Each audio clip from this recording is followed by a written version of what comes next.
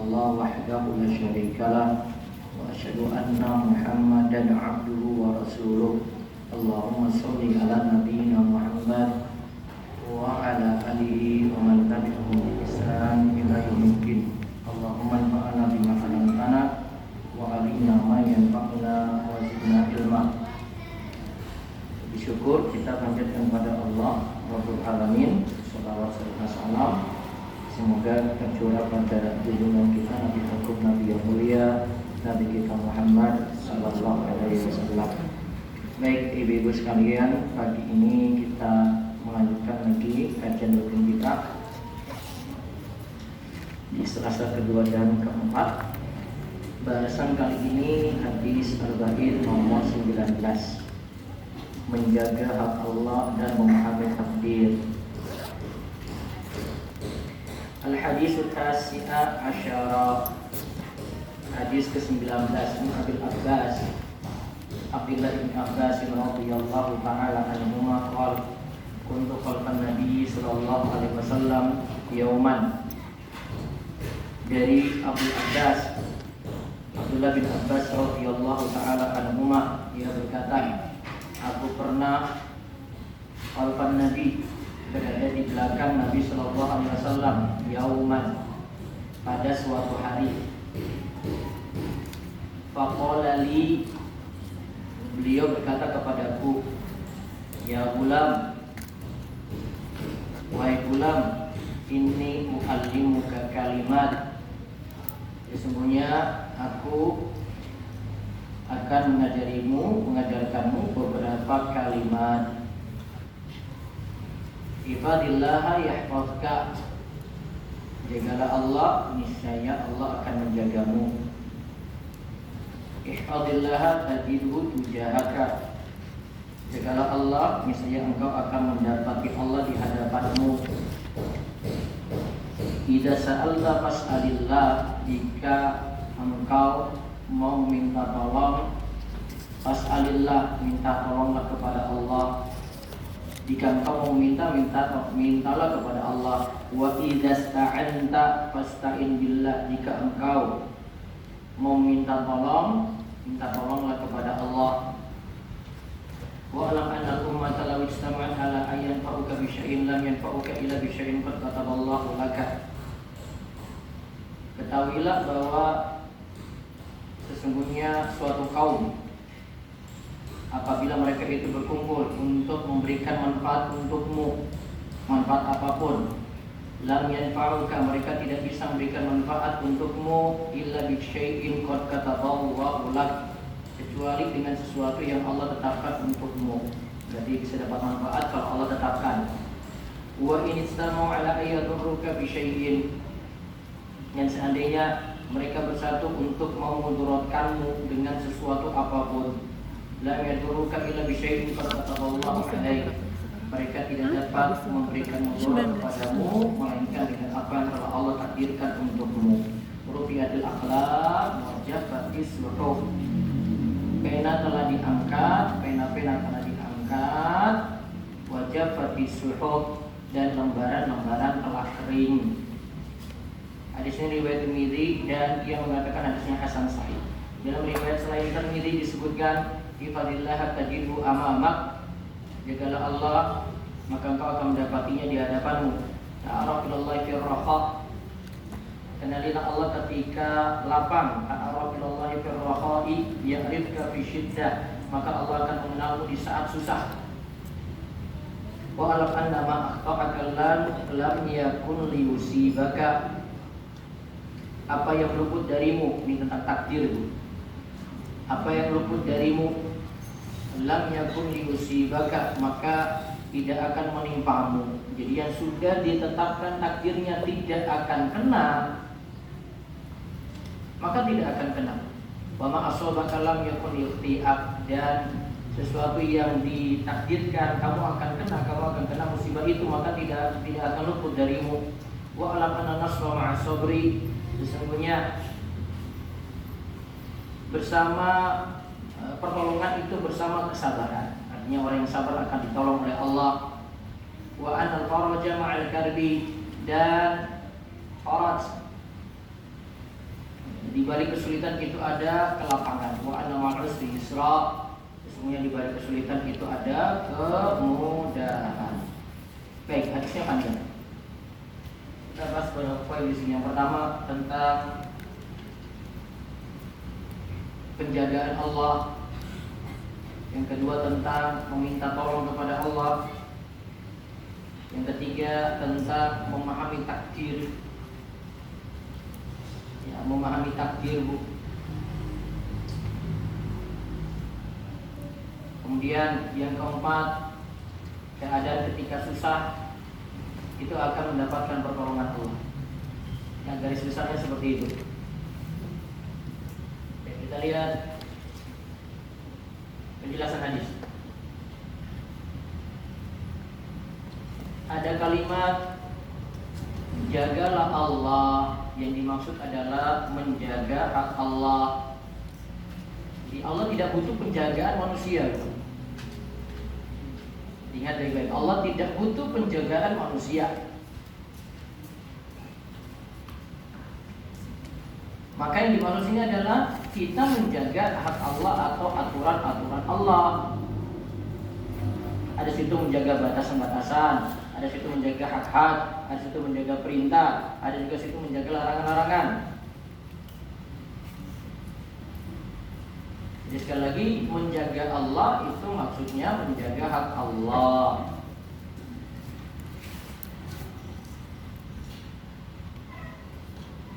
Nah, sekarang bentuk menjaganya, bentuk menjaga hak Allah. Bentuk menjaga hak Allah seperti apa? Satu, menjalankan sholat.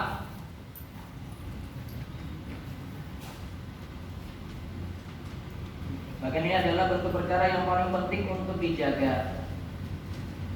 Menjalankan sholat. Berapa waktu? 5 waktu. Walaupun nanti ada yang bisa dijamak, digabungkan, jadinya ya tinggal 3 waktu. Ya kan, zuhur asar gabung 1 waktu, maghrib isya gabung 1 waktu, ya 3 waktu.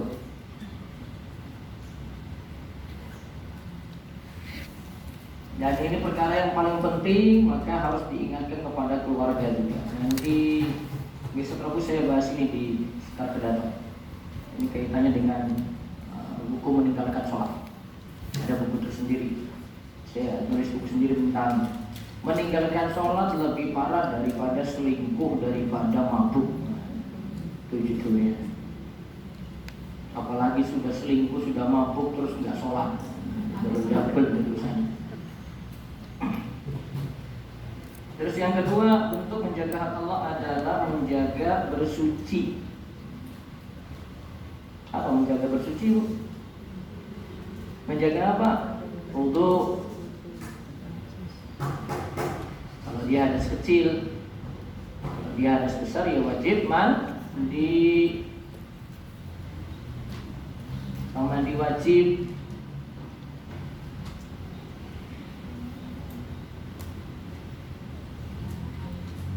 Kalau wudu sifatnya kalau kena hadas kecil, tidur, menyentuh kemaluan atau dubur, bersentuhan lawan jenis dengan syahwat atau tidak, masuk, kemudian keluar segala sesuatu dari 2 jalan, kecuali mandi.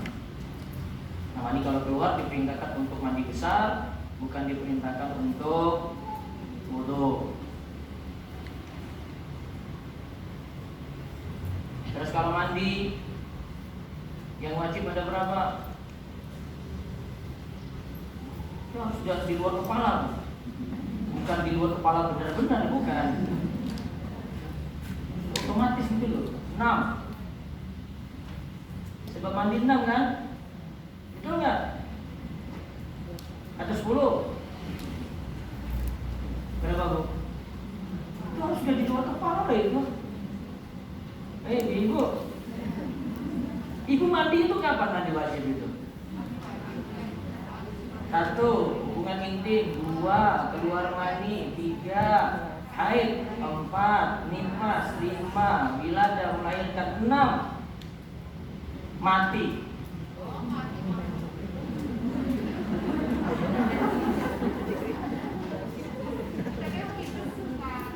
Orang mati kan wajib dimandikan kan, langsung dikuburkan. Betul nggak?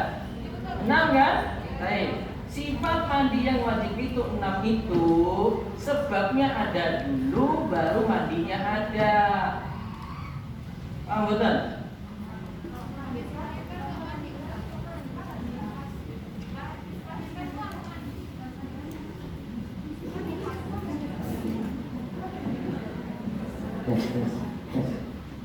Tadi apa? Sebabnya ada dulu, baru ada mandinya. Nanti mandinya dihukumi wajib, gitu. Sebabnya ada dulu. Haidnya ada dulu kan? Baru mandi. Kok nggak ada haid mandi dulu yang wajib? Udah. Nifas dulu kan? Baru mandi. Wilada melahirkan, karena melahirkan itu bayi yang keluar itu dari hasil percampuran mani, maka dianggap keluar sama seperti mani keluar, sehingga dihukumi wajib. Namun kalau ibu lanjut nifas, ada darah, tunggu darahnya berhenti, karena boleh jadi ada yang melahirkan tidak keluar darah. Ada deh, nanti cari tahu. Sebab dulu baru mandi wajib. Kalau mandi sunnah gimana, Bu? Mandi sunnah dulu, baru sebabnya ada. Contoh mandi Jumat. Mandi dulu, baru sebabnya ada, karena sholat Jumatannya. Contoh lagi sholat Id, disuruh mandi lagi. Kenapa? Nah, mandi dulu baru sholat Id. Dikatakan kumpul-kumpul orang banyak sama seperti mandi Jumat. Maka perbedaan mandi sunnah dengan mandi wajib itu, mandi sunnah sebabnya belakangan, ya kan? Sedangkan mandi wajib sebabnya ada dulu, baru disuruh mandi.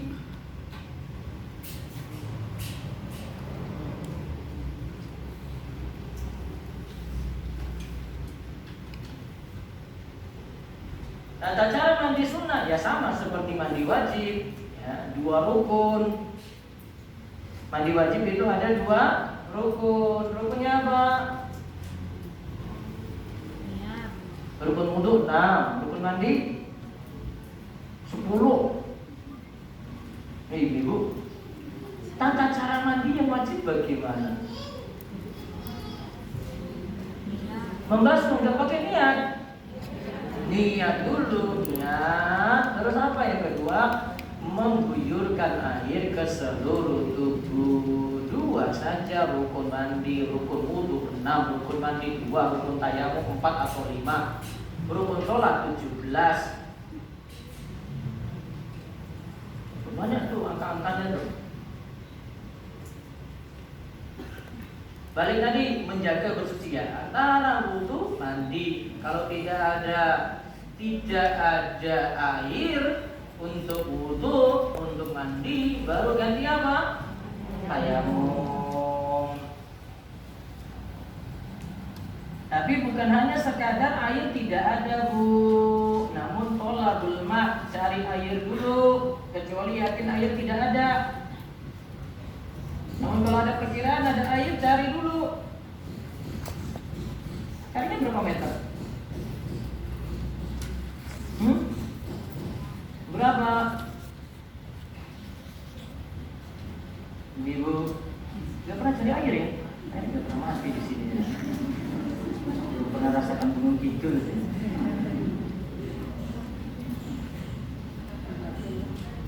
Air nggak pernah mati sih ya? Enggak. Nggak usah dipasang. Nggak pernah jenengan ke kebun gitu terus nggak ada air kan? Nggak pernah juga ke kebun kok. Kalau orang desa itu ke kebunnya nggak ada air, airnya ada di rumah. Nah, apakah boleh ketika di kebun tadi cukup pakai tayamum saja? Oh, padahal airnya ada di rumah, sedangkan rumah dengan kebun tadi jaraknya cuma 2 kilo. Menurut Madzhab Syafi'i mesti cari airnya dulu kalau masih dalam radius jarak 2,5 kilo.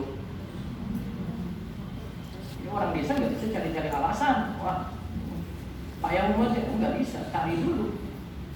Karena dia yakin di rumah ada air, jaraknya cuma dekat kok. Kebun rata-rata nggak jauh, bukan kebunnya orang Gunung Kidul, kebunnya di Sleman, nggak mungkin. Paling sekitar lingkungan ini. Nah, sudah menjaga bersuci. Ingat mandi tadi ya. Mandi wajib apa? Sebabnya mana teman? Sebabnya dulu baru mandi. Kalau mandi sunat, mandi dulu baru sebabnya ada. Kecuali untuk mandi karena memandikan jenazah. Memandikan dulu baru sebabnya ada. Hukumnya sunnah. Mandi karena masuk Islam. Masuk Islam dulu baru mandi. Mandi karena sadar dari gila atau pingsan. Dia gila atau pingsan dulu baru mandi. Itu sebabnya datang duluan baru mandi. Itu pengecualian saja. Terus yang ketiga, menjaga kepala dan perut. Di kepala ada apa? Ada otak, apalagi yang paling banyak buat salah apa? Di kepala ibu ada apa? Mulut. Nah, berarti paling di sini nanti ada mulutnya, ada pendengarannya, ada penglihatannya, ada lisannya. Kepala, perut. Nah, di situ menjaga apa yang ada di dalamnya, yaitu menjaga hati dari perkara haram. Yang ada dalam perut ini, berarti dalam tubuh ini tetap menjaga perut dari memasuki makanan dan minuman yang haram. Berarti kalau jaga pendengaran, dari dengar yang haram, dari penglihatan dari melihat yang haram, dari lisan yang ngomong yang haram, berbicara yang haram, berbicara yang dihukumi dosa. Sedangkan kalau menjaga perut tadi ya, menjaga dari makanan yang haram, penghasilan yang haram.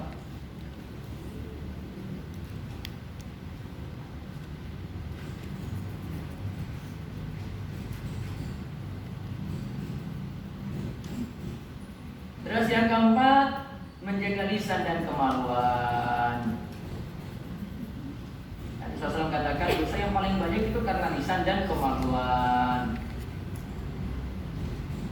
Terus yang kelima, menjaganya itu dengan belajar ilmu agama sehingga bisa menjalankan ibadah dan muamalah dengan baik serta berdakwah dengan ilmu untuk diajarkan pada yang lain. Nah, ini namanya menjaga hak Allah.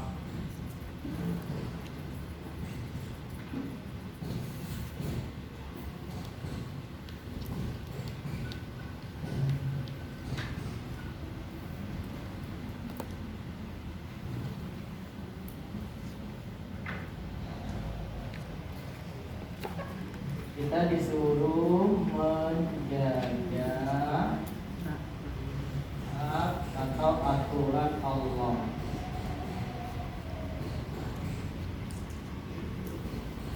Nah, sekarang kita dapat balasan. Balasannya apa? Allah menjaga kita.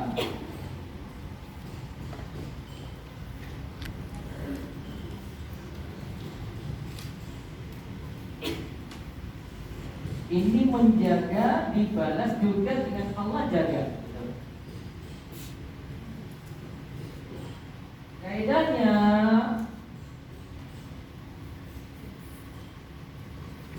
Kaidahnya al-jaza min jinsil amal.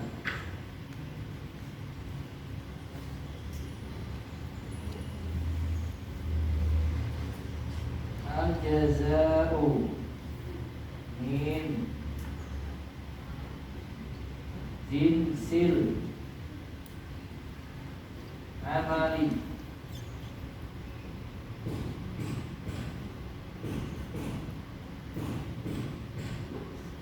Balasan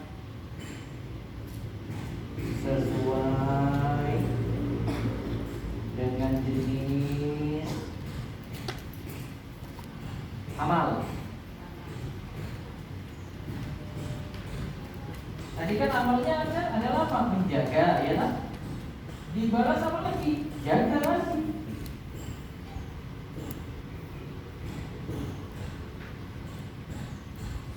Bedanya untuk kebaikan itu al-jaza min jinsil amal. Balasan sesuai dengan amal perbuatan.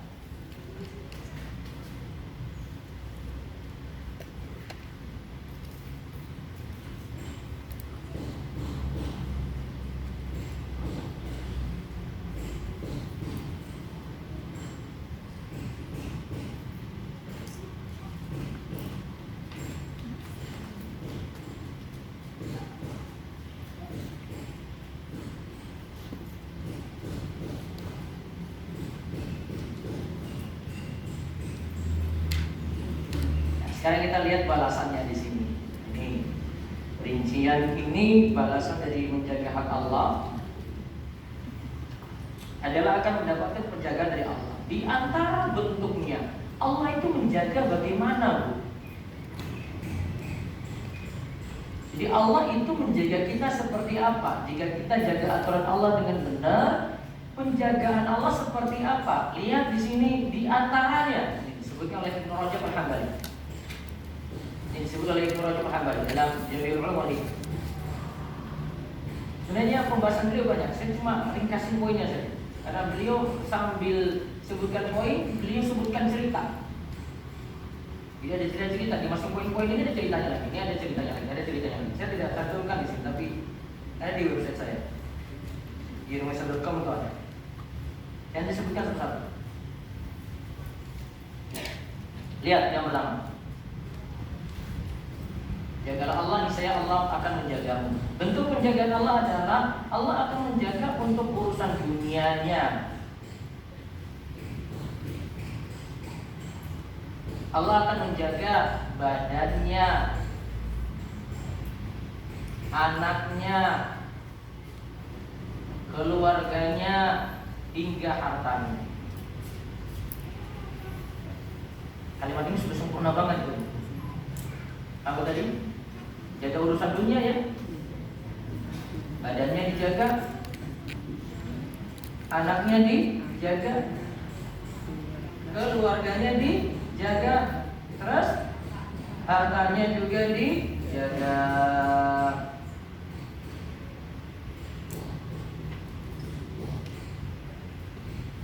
Bentuk penjagaan diri atau tadi badan. Ini lihat di surat Ar-Ra'd ayat 11. Surat Ar-Ra'd ayat 11. Lahu mu'aqibatun min baini yadayhi wa min qalbihi yahfazunahu min amrillah. Manusia itu memiliki malaikat yang selalu mengikutinya bergiliran. Malaikat itu mengikuti di depannya, di belakangnya.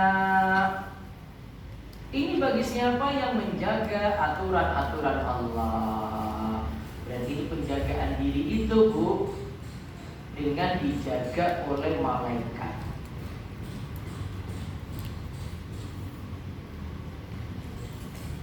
Kata Imam Ibnu Katsir, malaikat itu selalu mengikutinya, menjaga, mengawalnya malam dan siang. Ia menjaganya dari kejelekan dan kecelakaan. Ibnu Abbas mengatakan, para malaikat yang akan selalu menjaganya atas perintah Allah. Jika datang ajal, barulah malaikat-malaikat tadi akan meninggalkannya. Mujahid berkata, setiap manusia itu, manusia yang beriman, akan dijaga oleh malaikat yang menjaganya ketika tidur.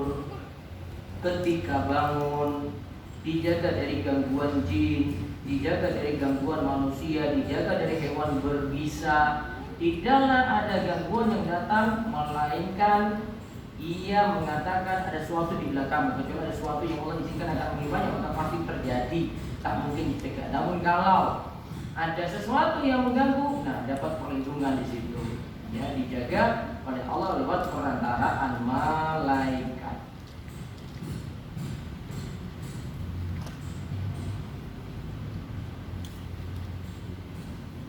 Terus di sini sebutkan tadi menjaga anak dan keluarga.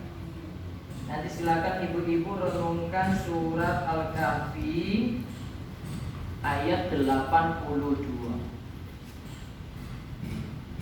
Surat Al-Kahfi ayat 82.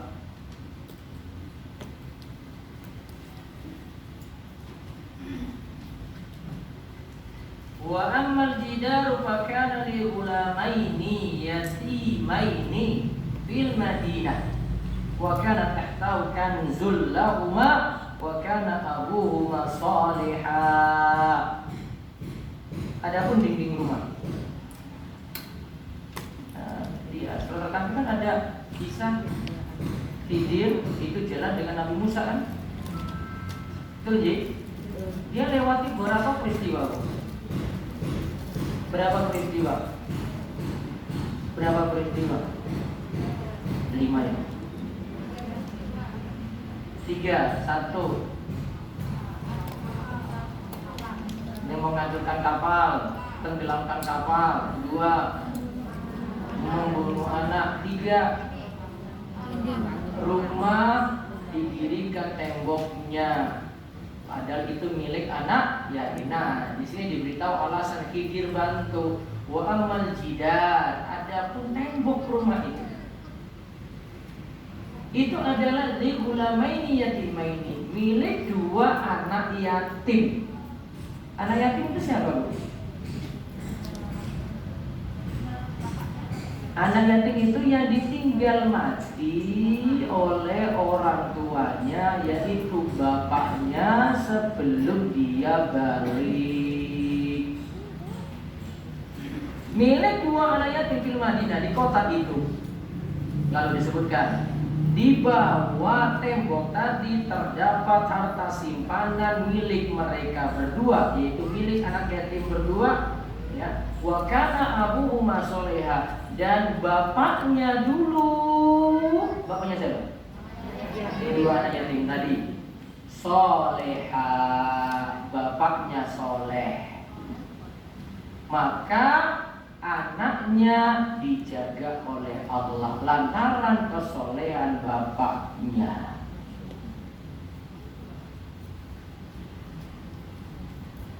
Maka Umar bin Abdul Aziz itu mengatakan, orang mukmin siapa saja yang meninggal dunia dan dia dalam keadaan soleh, maka Allah akan senantiasa menjaga keturunannya.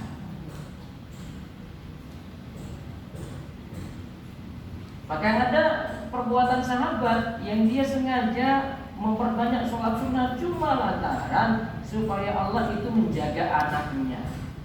Seperti yang dilakukan oleh Sa'id bin Musayyib, dia katakan kepada anaknya, la azidanna fi sholati, saya sungguh menambah sholatku, min ajli, lantaran kamu, roja'an an uhfadha fik, supaya Allah benar-benar menjagamu. Jadi kalau menjaga aturan Allah, menjaga sholat dengan benar, menjaga ibadah dengan benar, maka Allah akan balas apa? Menjaga anak dan keluarga.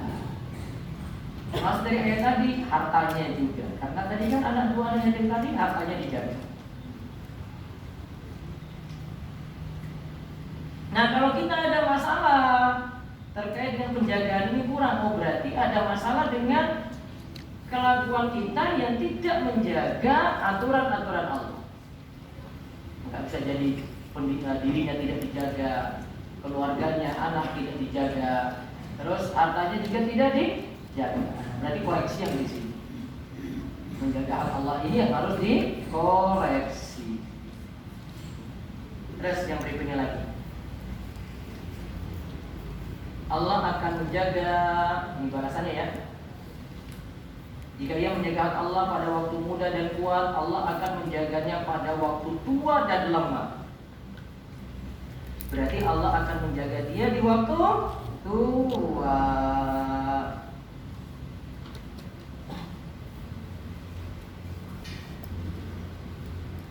Dan rata-rata yang terjaga di waktu tua itu biasanya di waktu mudanya itu semangat ibadah. Kalau jenengan nggak percaya, lihat aja yang sepuh-sepuh kalau sering ke masjid. Sepuh-sepuh sering ke masjid, bapak-bapak. Tapi tanya aja di waktu mudanya dia ngapain aja gitu. Pak dulu ngapain? Oh dia pengurus masjid juga. Dia remaja masjid, sering di masjid, nggak jauh-jauh dari situ. Dia dijaga di waktu tuanya, ke masjid terus, dijaga terus tuh fisiknya. Sampai umurnya 70 tahun, 80 tahun, terjaga terus. Nah ini satu cerita yang dibawakan oleh Imam Ibnu Rajab Al-Hambali. Jadi beliau cerita, sebagian ulama ada yang sudah berusia di atas 100 tahun. Masih ada yang berusia 100 tahun. Di sekitar kita masih ada, masih ya. Tapi biasanya nggak bisa jalan lagi. Sepuh sudah di tempat tidur saja. Nah ini, ulama ini berusia di atas 100 tahun, ternyata kekuatan dan kecerdasannya masih sama seperti dia muda. Diceritakan bahwasanya, ini berarti kakek-kakek ya, ulama ini pernah melompat dengan lompatan yang amat jauh. Berapa usianya tadi? Di atas 100. Sebagian ulama itu menceritakan, ada ulama yang semisal ini juga, ada yang sebutkan namanya gitu. Nama ulama ini adalah Al-Qadi Abu Syuja. Namanya adalah Al-Qadi Abu Syuja. Itu penulis matan takrib atau matan Abu Syuja. Jadi saya bahas di MPD setiap Masjid Bangunan setiap Kamis sore. Umurnya itu 160 tahun, Bu. Al-Qadi Abu Syuja umurnya 160 tahun. Ada yang menceritakan ulama ini yang dimaksud adalah Al-Qadi Abu Syuja. Ya, di atas usia 100 tahun tadi dia melompat dengan lompatan yang jauh sepertinya. Ditanya, apa tipsnya? Apakah jogging tiap pagi atau sepedaan ya, atau naik gunung turun gunung, apakah renang, apakah nge-gym terus gitu. Nah ini diberi jawaban di sini, Bu. Ya. Apa tipsnya? Dia jawab, hadhil jawarihu hafiznaha 'anil ma'asi fis sighari fa hafizaha Allah 'alaina fil kibari.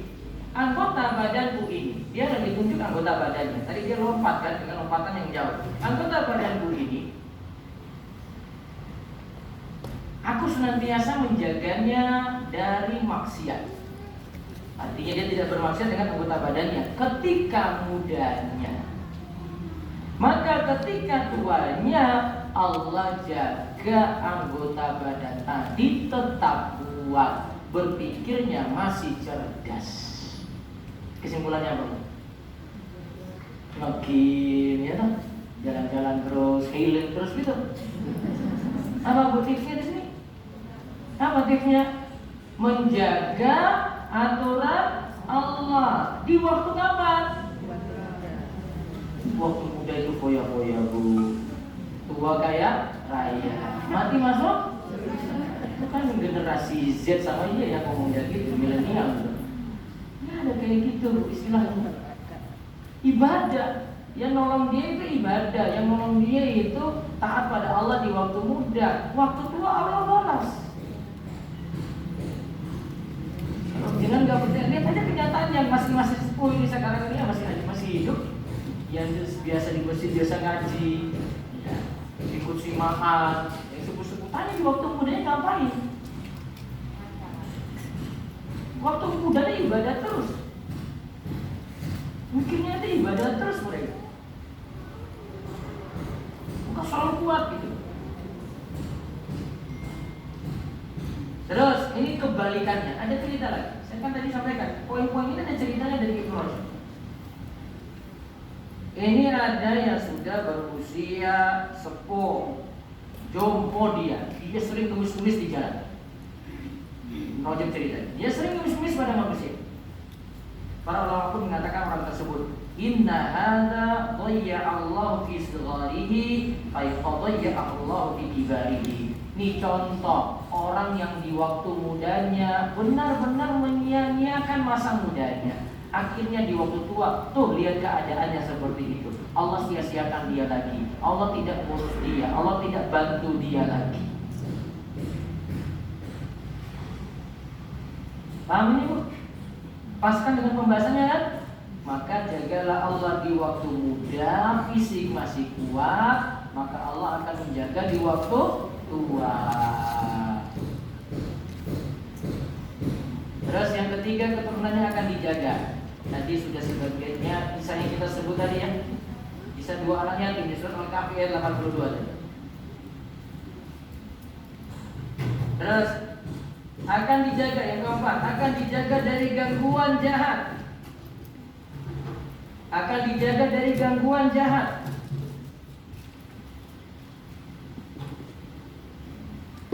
Cerita lagi ya. Ini cerita ada bekas budak Nabi SAW namanya Safinah. Namanya siapa? Safinah. Safinah artinya perahu. Tapi ini benar namanya Safinah. Ketika itu dia berlayar pakai perahu, perahunya rusak. Dia terdampar di sebuah pulau. Yang bertemu dengan dia siapa Bu di pulau itu? Singa, Bu. Terus ketika di pulau itu dia tersesat, dia ingin tahu jalan keluar, jalan pulang bagaimana. Yang nuntun dia singa tadi. Artinya singa itu kan merekam dia kan. Nah, singa itu bawa dia sampai temukan jalan keluar. Ketika sudah temukan jalan keluar, singa memberikan isyarat, kita berpisah sampai di sini. Dengan bahasa singa. Ditinggal si Safinah tadi. Selamat. Kenapa, Bu? Orang soleh. Ada cerita lagi, ada seorang ulama namanya Ibrahim bin Adham. Dia dapat penjagaan lagi. Suatu saat dia tertidur di suatu kebun. Datang ular, Bu. Ular itu kan punya suara. Jadi pas di depan mulut Ibrahim, ulama ini. Ularnya cuma gini sambil proses.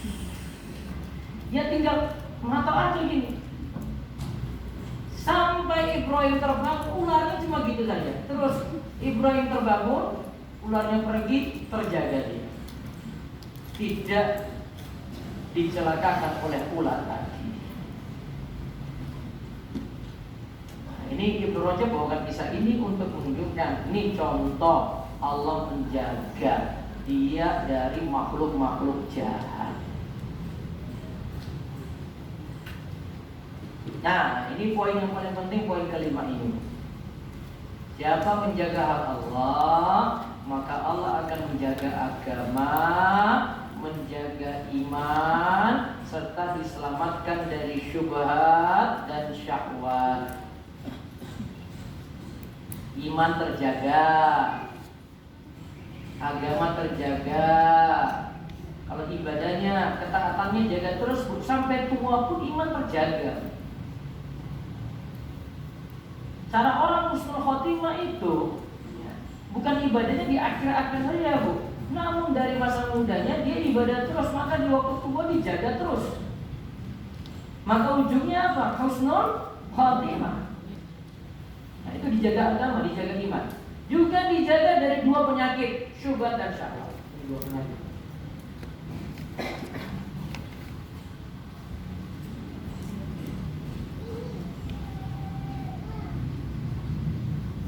Pernah kita bahas ya Islam.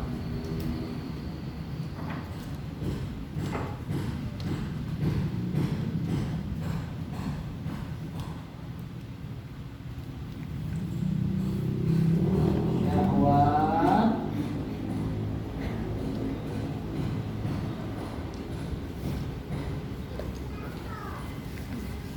itu hawa nafsu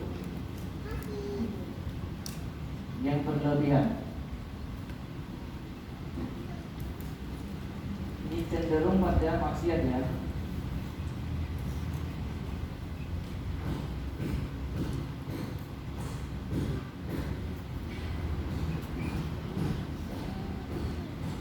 Cenderung pada maksiat dulu. Terus yang kedua syubhat.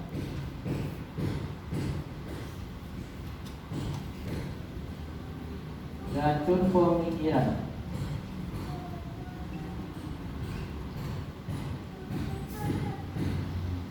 Atau pemikiran sesat.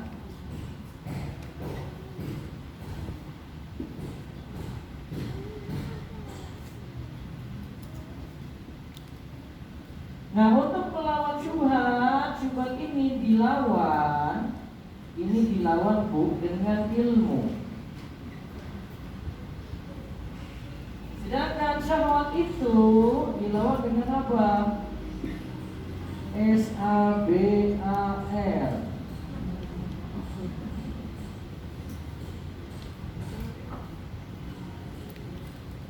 Ya, dua penyakit itu. Syubhat harus belajar, harus dengan ilmu dia lawan. Pemikiran ini gak benar, ini akidahnya menyimpang, ini keliru. Ini pemikirannya sesat nih. Belajar dari itu. Sedangkan syahwat harus memperkuat, sabar. Dia ingin menerjang yang haram, sabar. Syahwat itu. Dia ingin berzina, sabar. Syahwat itu. Kuncinya pada kesabaran.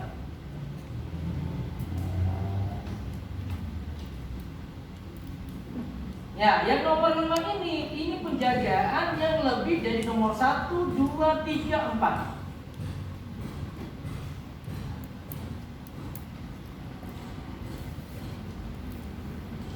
Yang nomor 5 ini Bu, ya.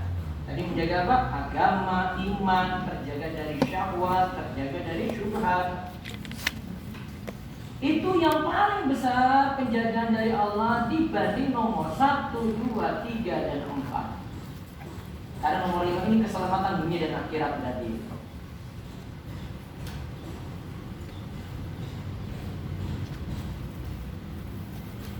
Dan terlindungi dari syahwat dan syubhat itulah yang ibu baca kalau dalam sholat pada bacaan Allahumma inni a'udzubika min adzabi jahannam wa min adzabil qabri, ada jahannam, siksa jahannam, wa min adzabil qabri, siksa kubur, wa min fitnatil mahya wal mamat, dari fitnah hidup dan mati. Nah, ini fitnah hidup namanya.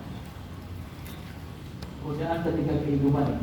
Ini kalau dalam doa ini tadi namanya fitnatil mahya.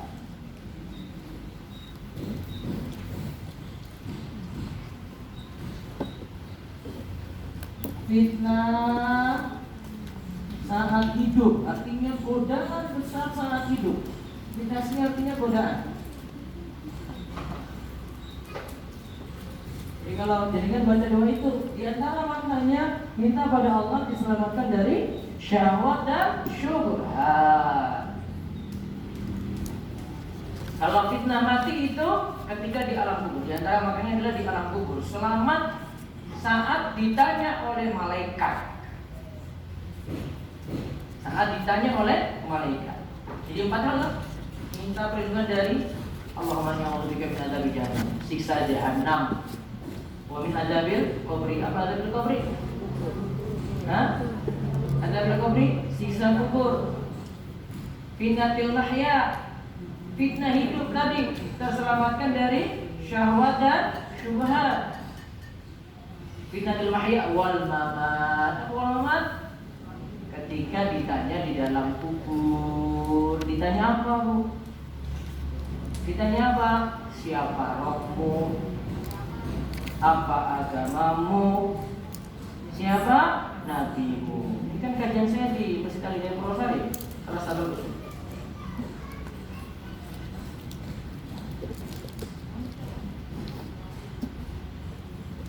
Lihat kalimat di bawahnya lagi.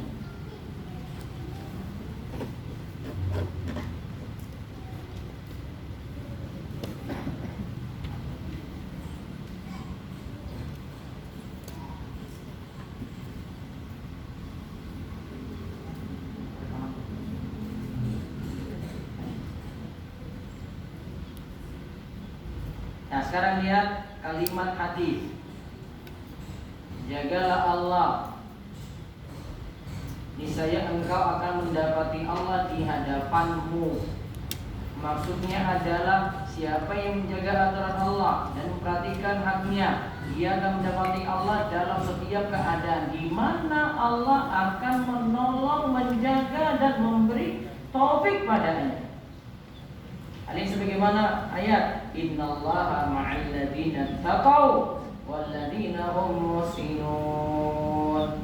Sesungguhnya Allah bersama orang-orang yang bertakwa dan orang-orang yang berbuat kebaikan. An-Nahl ayat 108. Yang dimaksud sini adalah ma'iyah khasyah. Ma'iyah khasyah, kebersamaan yang khusus. Konsekuensinya Allah beri pertolongan dan penjaga. Nah, sekarang kita bahas ma'iyah. Ada namanya kebersamaan Allah. Ma'iyatullah.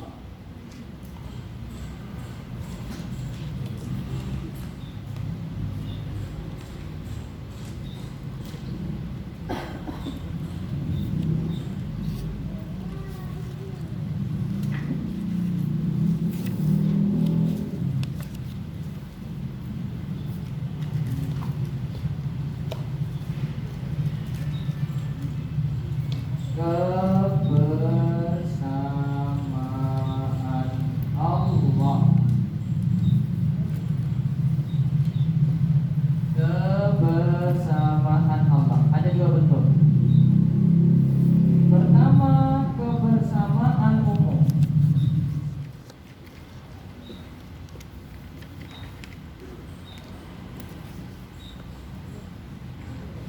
Yang kedua, kebersamaan khusus.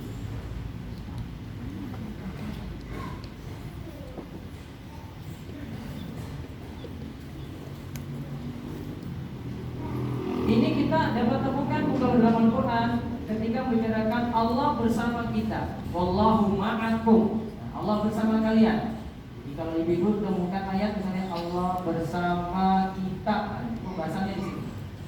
Pengertiannya ada dua. Bisa jadi maknanya kebersamaan umum ini pada semua makhluk, mukmin atau kafir.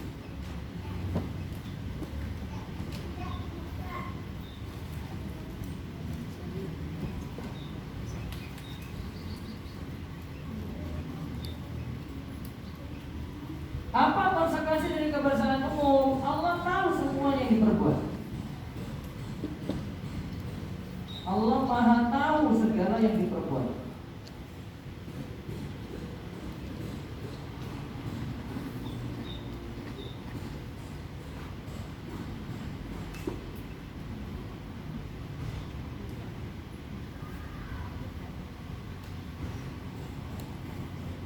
Ada lagi kebersamaan khusus. Khusus berarti ini. Kalau ini kan mukmin dan kafir. Kalau ini hanya pada orang beriman.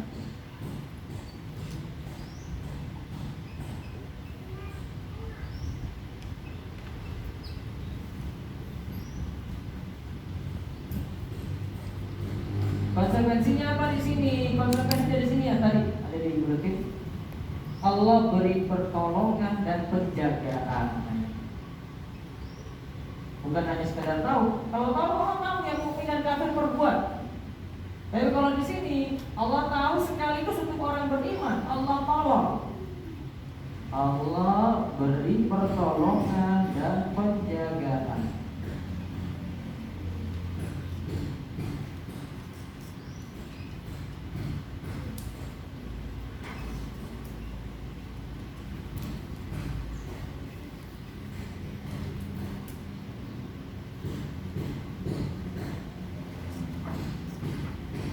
Allah bersama kita. Jadi konsekuensi dari Allah bersama kita bukan berarti Allah ada dengan kita di dunia ini, Bu. Keyakinan ini nggak boleh. Allah tetap menetap tinggi di atas sana, di atas arsy.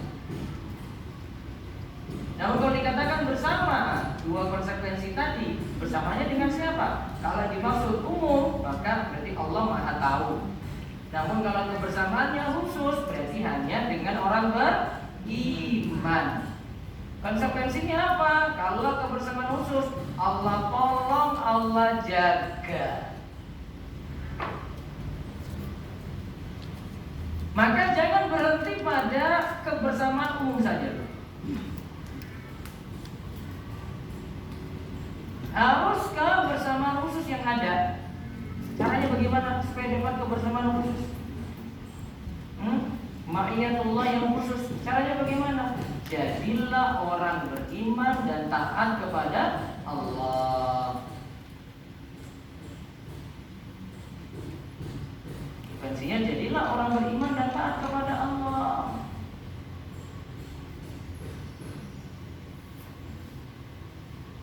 Jadi ibadahnya diperbaiki terus, keimanannya diperbaiki.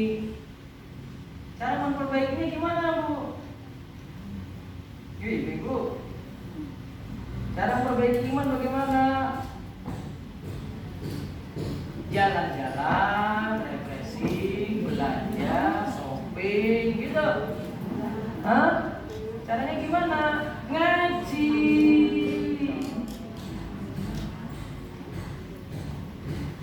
Pernah sebut Imam Ibnu Qayyim itu katakan, ngaji nggak 3 hari, Bu, itu ilmu nggak masuk 3 hari, Bu. Hati bisa mati loh. Kok ini 2 tahun orang ngaji, coba kepiye? Online enggak, offline juga tidak. Itu matinya kayak gimana lagi, Bu? Sudah jadi bangkai mungkin itu. Imam Ibnu Qayyim bilang itu. Ngajinya berapa hari tadi? 3 hari saja nggak ada ilmu yang masuk, Bu. Itu hati bisa mati.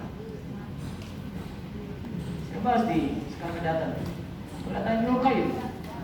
Ya memang kalau nggak ada tuh yang masuk, baca Al-Quran nggak, zikir nggak, sholat tidak, ya stres dia. Cuma ada galau aja. Tapi mau nambah iman gimana? Iman tuh butuh belajar. Saya menyendiri aja iman masuk. Ya nggak masuk. Cari sebab. Cari sebabnya gimana? Ngaji. Cuma berharap iman nambah saja nggak mungkin. Harus ada sebab paling mungkin ya nambah ilmu. Ada pengajian ikuti gitu. Baik yang bahas akidah, yang bahas tentang ibadah, itu diikuti. Jadi tepat sih imannya ada.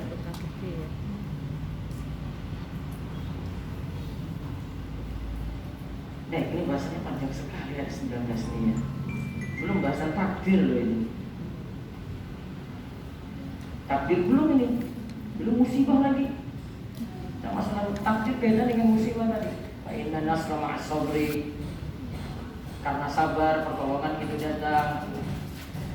Fa inna ma'al usri yusra. Di balik kesulitan itu ada kemudahan. Ini bahasanya lanjutnya saya pertemuan itu. Rampung-rampung. Semacam nih 2 jam lagi.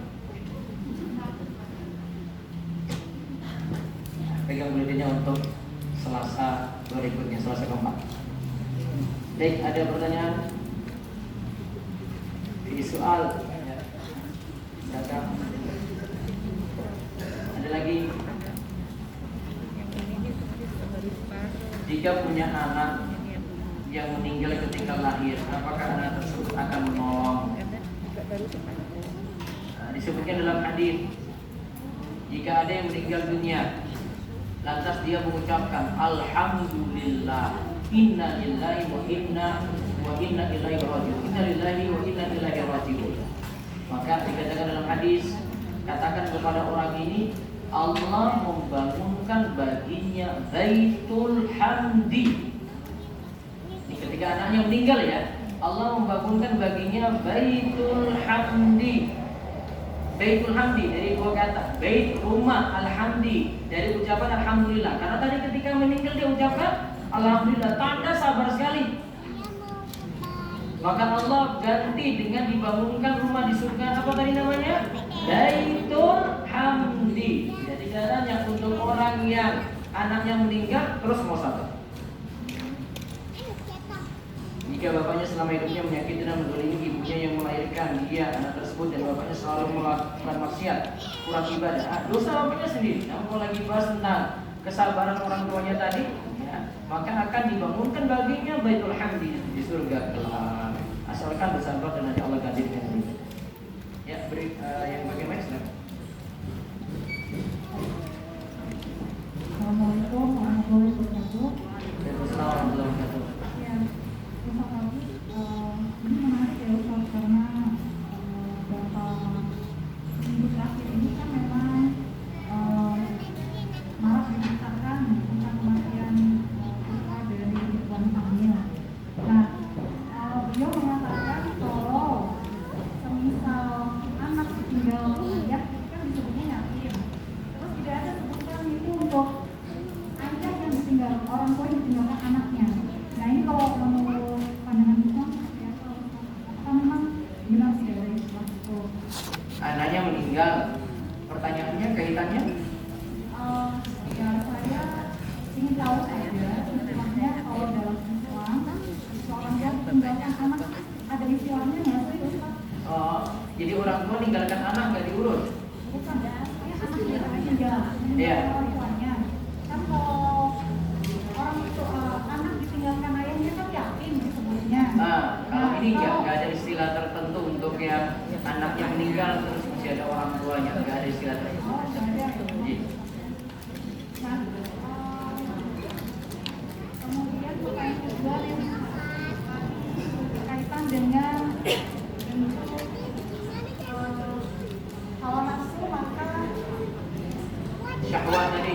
ya terkait dengan syahwat maka yang perlu kita lakukan adalah sabar. Itu ya Ustaz ya. Jadi, Nah, pertanyaan saya, mohon maaf, saya ingin menanyakan kalau untuk memang poligami itu disunahkan ya Ustaz ya? apa? Poligami kan disunahkan Iya. ya?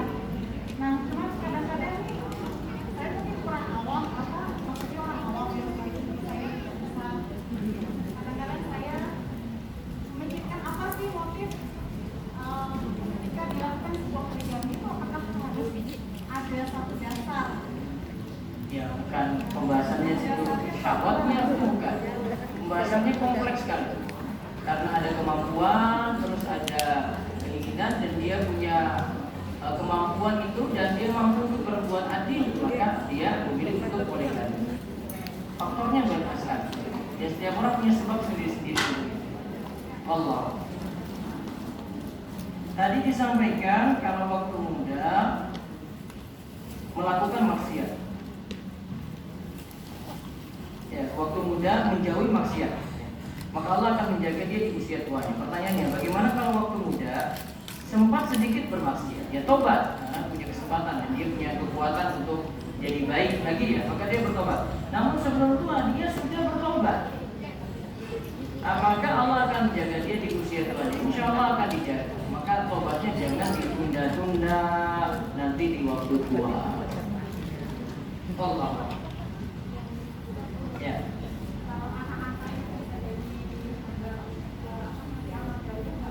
Anak angkat bisa jadi penyebab amal jariah atau tidak? Bisa, tapi faktor doa. Mendoakan orang tua angkatnya enggak. Kalau sekadar amalnya anaknya beramal belum, dia cuma dapat dari doa. Ya, doa dari anak kepada orang. Mobil AD 1967 DX bisa dipindahkan. AD 1967 DX. Ada lagi nanya? Ya.